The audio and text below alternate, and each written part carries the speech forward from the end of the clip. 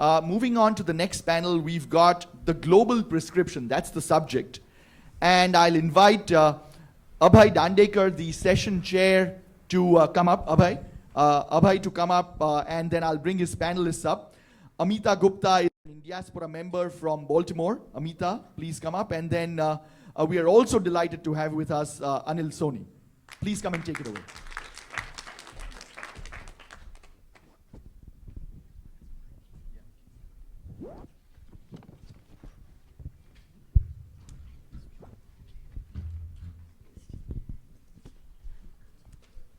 Good morning, everyone. First off, I'm not sure how to completely follow up that conversation from Ashokji, because certainly that soft power is important, and on top of that, just the magnificent journey of storytelling is terrific. I think it is a nice segue to go from those who are action heroes and the 10X story of Sylvester Stallone, pretty darn awesome. But those action heroes going to now the global health superheroes who are in front of us here, just really an important one to pivot to. I definitely know that there are entire conferences and careers devoted to global health and all of that. We're going to try and unpack that in the next 20, 30 minutes. It's really a tall task. But I do think that we can all agree that the world has fundamentally changed so much in the last 5 years since 2020, and in an age where we're more connected than ever, finding global healthcare stability is still an incredibly important and great challenge. So I'm so grateful to both Dr. Amita Gupta and Anil Soni for being here today to help us unpack this as a very, very critical topic for the diaspora. As we sit here now and in late 2025, what do you both see as the single most important lesson that we've learned over the last 5 years, or for that matter, perhaps failed to learn about our global health architecture? And we'll start with Dr. Gupta. How much time do we have? Well, first of all, I want to thank the Indiaspora team, MR, Sanjeev, Nishil, Amita, so many amazing people who put together these conferences. So it's just an incredible piece, and I'm very grateful because I've been a part of it since the beginning, and it's been an honor to see it grow. Secondly, I will thank Ashok Amritraj for being one of my tennis heroes. I tell people I made it to the French Open finals as a ball girl. So I did do a Martina Navratilova, Chris Everett-Lloyd. That's my claim to fame. But in terms of getting serious about global health, so look, there's so many lessons learned with COVID. But I will say, sitting here in this particular time is very challenging to sort of see what we have learned and what we've failed at, because I think we wish we would have learned a lot about this major pandemic that we've all lived through by strengthening our public health infrastructure, by adequately funding, the sort of systems of global collaboration, of research and development, et cetera. And much of that did happen, and we have plenty of success stories, but we're at a point right now where we're seeing a lot of that being undermined. USAID has been destroyed. And USAID was an incredible part of soft diplomacy and health infrastructure. NIH funding, which I'm very dependent on, has been 50% decline at my own university in terms of new grants for biomedical research discovery. The CDC, which we also really rely on for surveillance in this country and globally, has been undermined. So I think that while we've learned a lot, we're also having sort of self-made challenges to impact global health. And to just give you an example, USAID, for example, we had one grant with India, a $50 million grant to work with the Indian government on the HIV care services.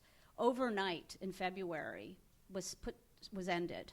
We had to lay off 600 healthcare workers and team members who supply support to the government of India. And all of a sudden, people in clinics couldn't go to work. Our children and adults couldn't get their drugs.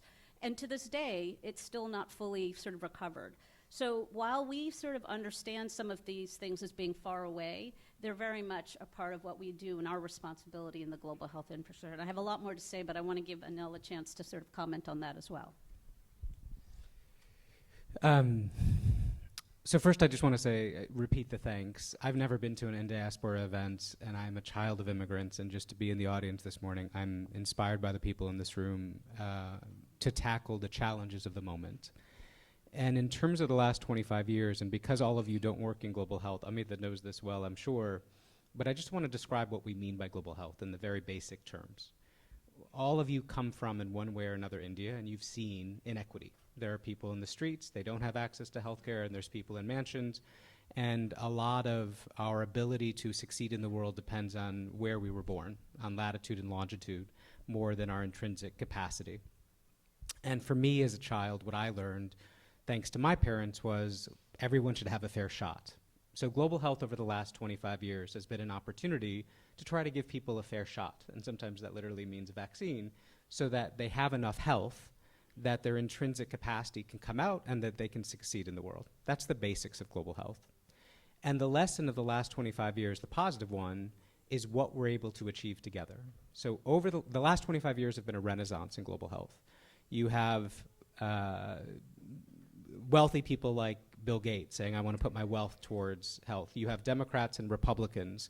Republicans are actually the reason why we have so many global health programs, particularly during the George W. Bush administration. You have celebrities like Bono saying, this matters. And all of this was built on the backs of HIV activists in the 90s, who you may remember when there weren't drugs to save their lives and they were dying and they didn't want anyone to ignore that fact. And so as a consequence, billions of dollars have gone into global health, and at least 100 million lives have been saved, mostly by two organizations, the Global Fund and Gavi, the Vaccines Fund. And all that means is that a lot of money has gone into taking technologies, medicines, diagnostics, making them available to poor people in poor countries, and they don't die. And there's huge economic returns. 100 million lives saved as a consequence of less than 1%, it's actually less than half of 1% of the federal budget. So amazing what has been possible. And the lesson, and then I'll turn back to you to moderate the rest of the discussion, is it's been far more fragile than we realized. No one expected in January of this year that virtually overnight the United States would withdraw most economically successful country in the world, most generous country in the world, and it virtually withdrew overnight. And as Amita said, that has had dire consequences. Millions of people today do not have access to medicine, contraception, and food as a consequence of the funding being pulled out. So we didn't realize how fragile our success was. That's the second lesson. I'm so grateful that you're pointing out the fragility of that, Anil. I mean, I'm a frontline provider, and I think sometimes understanding what those fragilities are and how really desperate times people are facing across the globe is important. So that historical perspective is important, and then of course the ongoing assault on funding everywhere. This is sort of a challenge and something that we're facing every day at every single level of care and systems of care, most importantly. I want to talk a little bit about going from those lessons from the last 5 years and certainly prospectively how we're going to approach this. But some of the pillars that we are really looking at, and especially the vantage point that both of you have specifically. Dr. Gupta, you're on the front lines of this entire kind of research and development pillar, especially from an infectious disease standpoint at Johns Hopkins, beyond the threat of another acute pandemic. Certainly one that we're always aware of and perhaps either prepared for or not completely prepared for. But beyond that, is there a more silent or a shadow pandemic that's out there, an ongoing crisis like resistance to antimicrobials, the TB, ongoing HIV, health impacts of climate change? Are there those pandemics that we're not really paying attention to as a global community that you believe deserve actually our most urgent attention right now, that you're really focused on, that keeps you up at night? How should we be looking at this? Yeah, thank you so much for that wonderful question. And I always say infectious diseases is never boring. We always will have a job because bugs always sort of manage to outsmart humans and the way we sort of are on the planet. And it makes it exciting. It also means we have a lot of work to do. You've mentioned three really great areas from my vantage point. So for those of you in the audience, most of you are not physicians or in public health, so I'll just say a few words about each of the topics you just mentioned. So antimicrobial resistance, very important, especially in India, and I'll say some statistics there, and as well as in the United States, and for that matter, globally. It's kind of one of those silent things, partly because it's no one bug that we can sort of focus all our attention on. It's sort of when we think of bacteria, there's 22 major bacteria that now have increasing drug resistance. And I will say one of the challenges is that we have not invested in new antibiotics. And that's really a part because it's not been financially so profitable to do so. So a lot of pharmaceutical companies have gone into cancer, rightfully so. I mean, there's a lot to be done in cancer and in non-communicable diseases. But for developing new antibiotics, we have very, very few new products because it's just not profitable. So we have to rely on other sources. So antimicrobial resistance currently kills about 4 million people in the globe, and it's estimated by 2050 that will double and then therefore be potentially more than even cancer deaths. And so in a place like India, where we're doing some work, if you're a relative or friend or adult who gets hospitalized in the ICU, about half of the infections are drug resistant if you have sepsis due to a bacterial infection. And that means that they're so drug resistant that there aren't really many options by which to treat. And so we're doing a lot of different combinations. Some of them have a lot of toxicity. So we really, really need to innovate in this space. And that's compared to about 2% in the United States right now, although we've had a 400% increase in the last decade in our antimicrobial resistant infection. So I'd love to see a lot more work happening on that. On tuberculosis, an area that I do a lot of work on, that actually is the #1 infectious diseases killer due to a single pathogen. It overtook COVID. COVID was first HIV, then TB, then COVID, and now back to being TB. And India carries 26% of the world's burden. So 1 in 4 people with TB living on the planet, of which there are about 10 million new cases each year, are living in India. And so it's a big priority for the globe. Here in the United States, we have about 10,000 cases a year. We've actually done a lot of good research to come up with safer treatments, but we still only have one vaccine that's 100 years old. It's called BCG. Many of you have received it. So we need to do a lot more to develop new vaccines. And then lastly, in the area of climate change, so we're seeing a lot of impacts from the warming of the planet, the deforestation, the urbanization. One example is dengue. So dengue is a mosquito-borne, vector-borne disease. And last year in the Americas, we had the most cases ever reported. And there were 14 million cases, and that's probably a large underestimate because we're really only detecting those who are symptomatic. And India had a large outbreak as well. Last year, and it happens cyclically. So we're seeing expansion of dengue. We're now seeing it in the United States in parts that we hadn't reported it previously due to the warming planet. So these are things that we're always on the lookout as an infectious diseases. And so again, it's exciting. There's a lot to be done, but there's also sort of a lot of things that we have to keep sort of investing in, and we'll say more about that later. Yeah, and I think, counseling families about this all the time, especially those who I care for a lot of Indian families, and they certainly are doing travel, but it's important to understand that, this affects all of us, globally, and particularly those 3 lines that you're focused on. I really appreciate how that resonates for all of us in this room. Reminds us of the gaps that are out there, the gaps in vaccines, the gaps in attention, sometimes the emerging gaps in antimicrobial resistance. But the gap that's being minded is a little bit different, in a different way. For Anil, in leading at the WHO Foundation, is that gap between the funding that's needed for global health and what's available. That gap is vast. It's potentially growing. Where do you see the most promising solutions there? Where are the new sources of funding emerging? Is it from private philanthropy? Is it from innovative financing mechanisms, or sort of this just renewed commitment from people, from governments, from institutions? There's no easy answer to money, but before I get to the no easy answer, I just want to come on the back of Amita on your previous question about silent pandemics, or trends, I should say. And one of the speakers in the previous session, the morning session, talked about what we learned from your children. I'm one of the children in that generation, but also your grandchildren, my children. And there's just 2 there that I want to flag. One is increasing misinformation online is going to have an enormous impact on health. So the #1 source of information for health is now the internet. And when you can't tell what's true and what's not true, it drives awful health trends, including a reduction in vaccination, and the fact that science and medicine has now been made political. The other trend to flag for all of you is mental health. For any of you who have children or grandchildren who are now in front of devices, the mental health effects of social media and how it hacks attention and dopamine hits, and now the mental health effects of AI and how it hacks attachment, are profound. So I think you all know that. but you as a community can do something about it. And it very much is going to need to be parents who speak out and speak up for the needs that we have on mental health and social media. Money. There's a lot less money in the system. There is no replacement to the US government. Certainly not philanthropy, certainly not innovative finance. So first and foremost, governments themselves need to invest. But there's a misperception that health programs in low-income countries depend first and foremost on donor aid. The number one source of financing of health programs in low-income countries is out of pocket. It's people paying, just like you do. Domestic finance is not far behind, but there has been reliance on external finance. And countries do need to put more in, but that relies on them not being under the debt burden they are. So one of the reasons why low-income countries don't put more money into health is because they're not allowed to, because of their IMF restrictions.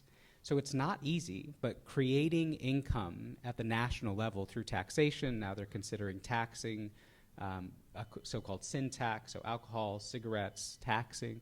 There needs to be more revenue generation in country, but I can't overemphasize the need for philanthropy, because philanthropy unlocks all of that finance. It's high leverage.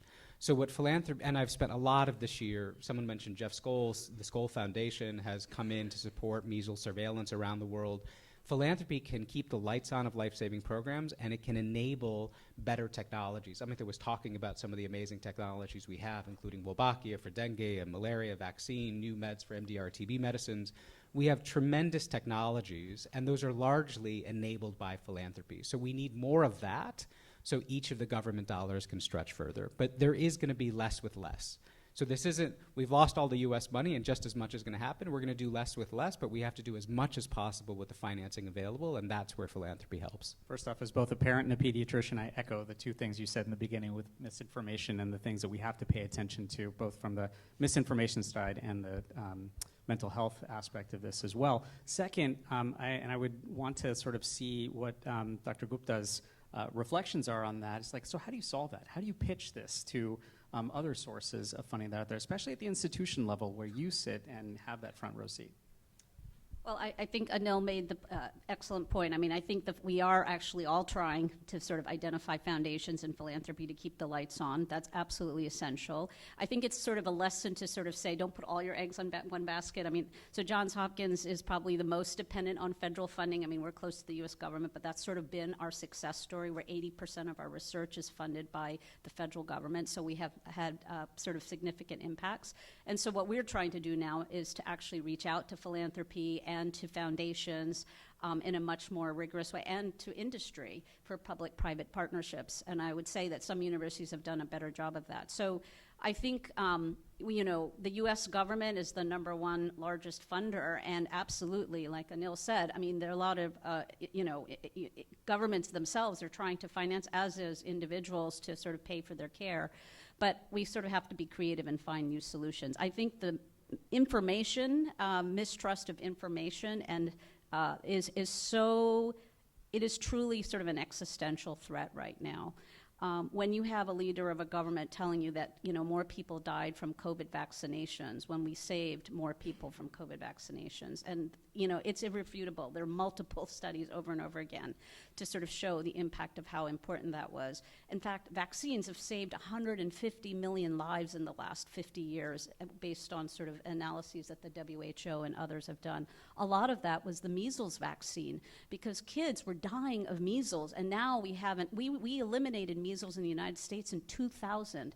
And now, as you know, this year we had a resurgence in a way that we haven't seen before, and it's extending into Mexico and Canada. So I would say we have got to do a better job, and I don't have the solutions, but we need trusted sort of information providers, pediatricians like yourself, the head of the WHO, you know, Ashok Amritraj in Hollywood. I mean, thinking we got to get creative. We got to get social influencers who we can trust, who kids will trust, who parents will trust, who, you know, state and local governments will trust. And it doesn't matter if you're Democratic or Republican or independent or don't even vote. We absolutely need information that we can trust.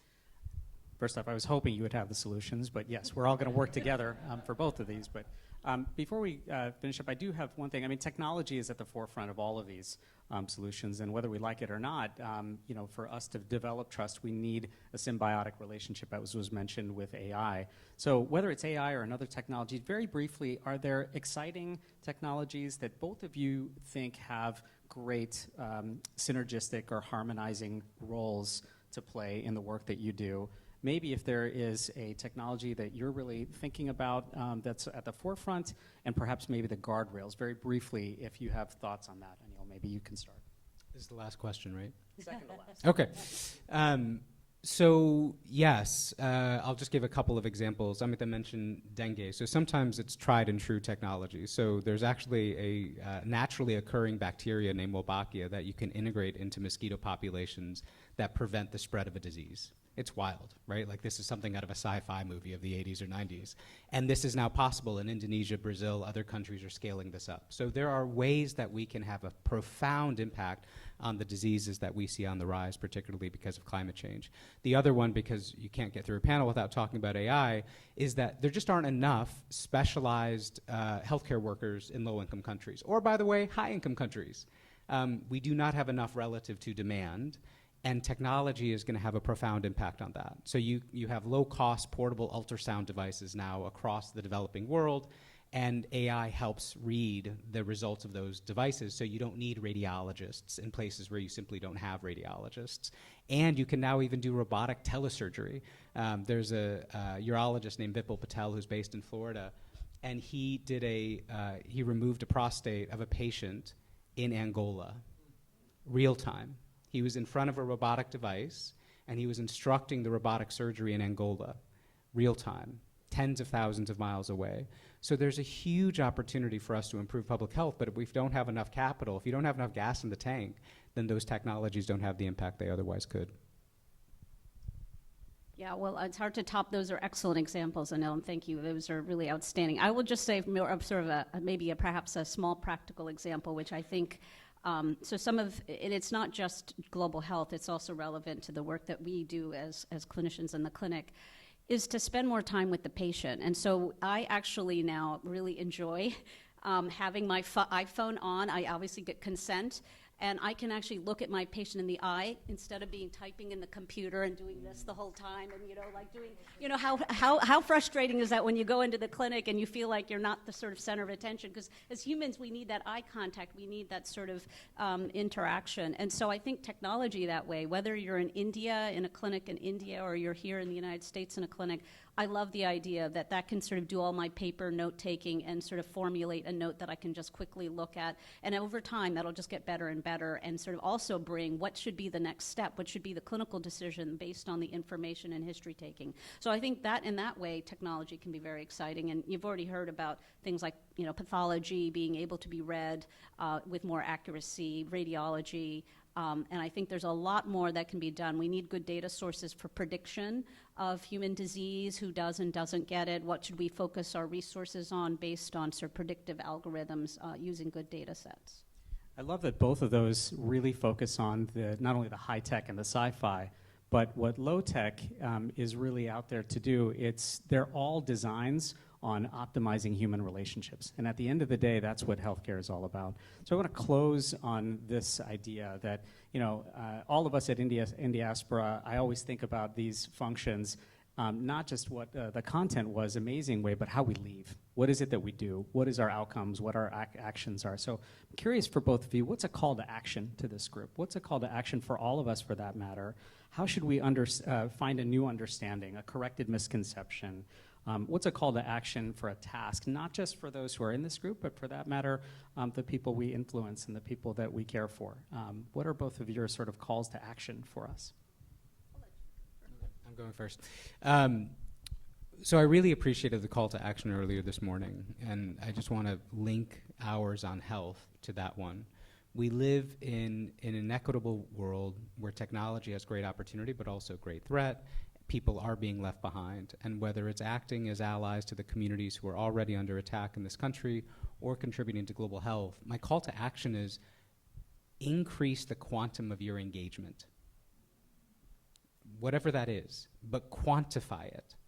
After Donald Trump won in 2016, my family did that. We actually said, well, we say we give, but do we actually give 5% of our income every year? Do we calculate it?